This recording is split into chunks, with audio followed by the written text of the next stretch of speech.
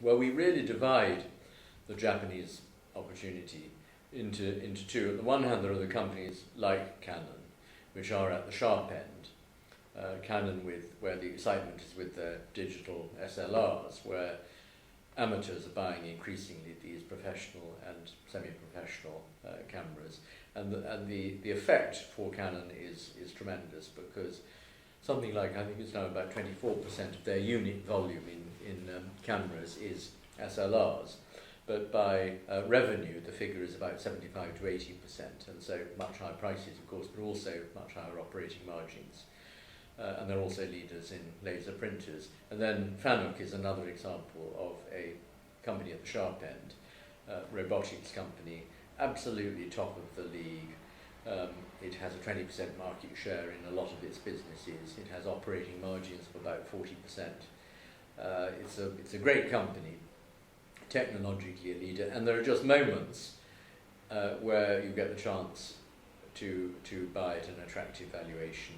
And because Japan has been Japan for the last 20 years in decline, there have been many moments in Japan in recent years. And so there are many companies which are right at the sharp end. And I think, incidentally, the tsunami was a good reminder of Japan's position in the world, because in the aftermath of the tsunami, we sort of discovered that there were whole big industries like the auto industry which shut down virtually for a time because they were reliant on one or two companies in the Fukushima region who had a 60 or 70% market share in making the sensors which measure the air intake into auto engines, for example, that type of thing.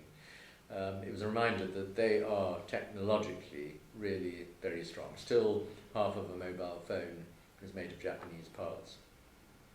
1/3 of the parts on the new Boeing Dreamliner is made of Japanese parts. So they're still technologically very, very strong.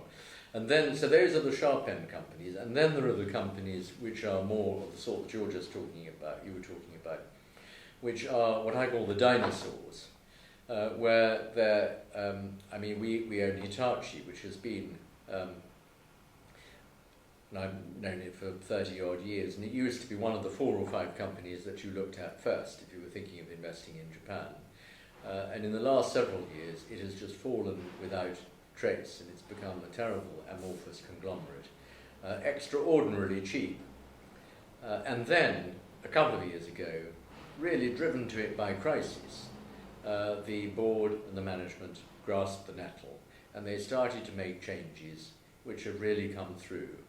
And we had a model which called for operating margins in different segments of the business, as a result of which we had a particular figure for earnings, which looked a very dreamy figure 2 years ago.